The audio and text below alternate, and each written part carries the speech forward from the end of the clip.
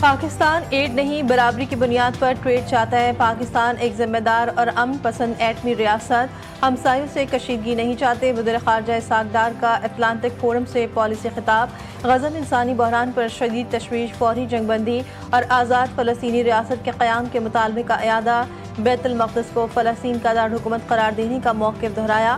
اسحاق ڈار کی امریکی وزیر خارجہ مارکو روبیو سے اہم ملاقات۔ پاک امریکہ تعلقات میں وسعت، اقتصادی و تجارتی روابط، سرمایہ کاری، زراعت، ٹیکنالوجی اور معدنیات سمیت مختلف شعبہ جات میں تعاون پر اتفاق۔ انسداد دہشت گردی، خطے میں امن اور افغان صورتحال پر تفصیلی تبادلہ خیال۔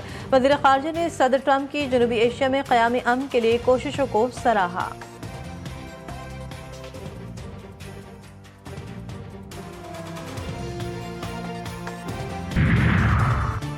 مانسون کا 5واں اسپیل جاری، 28 جولائی سے پنجاب پر اثر انداز ہوگا۔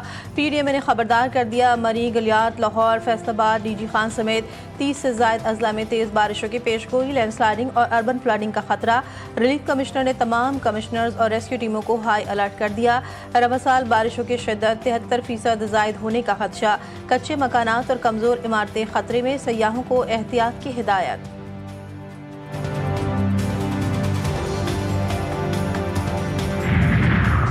اور 9 مئی کو جلاؤ گھراؤ کے 6 مقدمات کا جیل ٹرائل آج کوٹ لکھپت میں ہوگا۔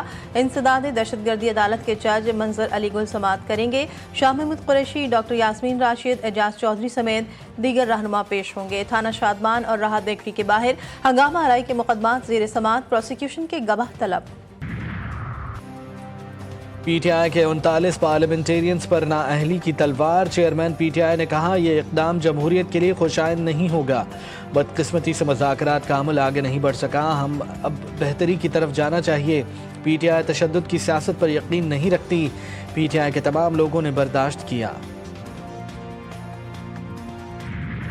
فرانسیسی صدر کا ستمبر میں فلسطین کو تسلیم کرنے کا اعلان۔ صدر ایمانوئل میکرون نے کہا کہ وہ ستمبر میں جنرل اسمبلی کے اجلاس کے دوران فلسطینی ریاست تسلیم کرنے کا اعلان کریں گے۔ میکرون کے اعلان پر امریکی صدر ٹرمپ برہم، کہا اس بیان میں کوئی وزن ہے اور نہ ہی اس سے کوئی فرق پڑے گا۔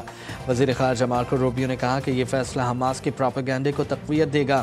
برطانوی وزیر اعظم سر کیئر سٹارمر نے کہا کہ اس ریاست کا درجہ فلسطینی عوام کا ناقابل تنسیق حق ہے، فوری طور پر فلسطین کو تسلیم کرنے سے انکار۔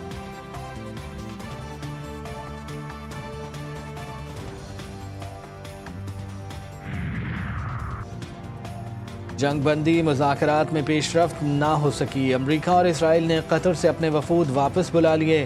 امریکی ایلچی اسٹیو وٹکاف کا حماس پر غیر سنجیدگی کا الزام، یرغمالیوں کی رہائی کے لیے دوسرے طریقے اختیار کرنے کی دھمکی۔ ٹرمپ نے کہا حماس جنگ بندی اور قیدیوں کی رہائی کے معاہدے میں دلچسپی نہیں رکھتی۔ حماس کے سینئر رہنما باسم نعیم نے امریکی ایلچی پر جنگ بندی بات چیت کو غلط انداز میں پیش کرنے کا الزام لگا دیا، کہا حماس نے معاہدے کے لیے مثبت جواب دیا۔ وٹکاف منفی پروپیگنڈا کر رہے ہیں، وہ اسرائیل کی خدمت کے لیے دوحہ آتے ہیں۔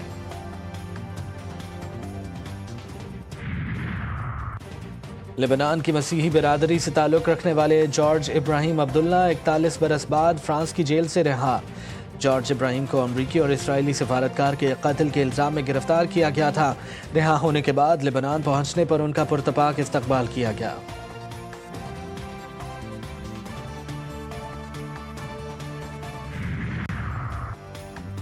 ویسٹ انڈیز کے خلاف قومی کرکٹ ٹیم کی ون ڈے اور T20 انٹرنیشنل ٹیمز کا اعلان۔ سیریز میں 3 T20 3 ون ڈے انٹرنیشنل کھیلے جائیں گے۔ محمد رضوان ون ڈے انٹرنیشنل میں کپتان برقرار، شاہین شاہ آفریدی اور Babar Azam one day squad میں شامل۔ سلمان علی آغا، حارث رؤف، حسن علی، شاہین شاہ آفریدی اسکواڈ کا حصہ۔ حسین طلعت، محمد نواز، حسن نواز، ابرار احمد، محمد حارث اور سفیان مقیم بھی 16 رکنی اسکواڈ میں شامل۔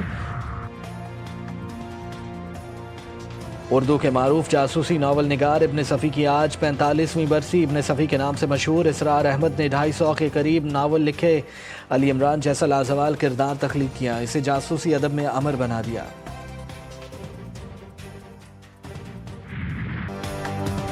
اور فلم، ٹی وی اور سٹیج ڈراموں کے مشہور اداکار ملک انوکھا کو بچھڑے 17 برس بیت گئے۔ 4 دہائیوں پر مشتمل فنی زندگی میں مختلف کرداروں میں رنگ بھرے اداکار ملک انوکھا نے کئی سندھی فلموں میں بھی فن کے جوہر دکھائے۔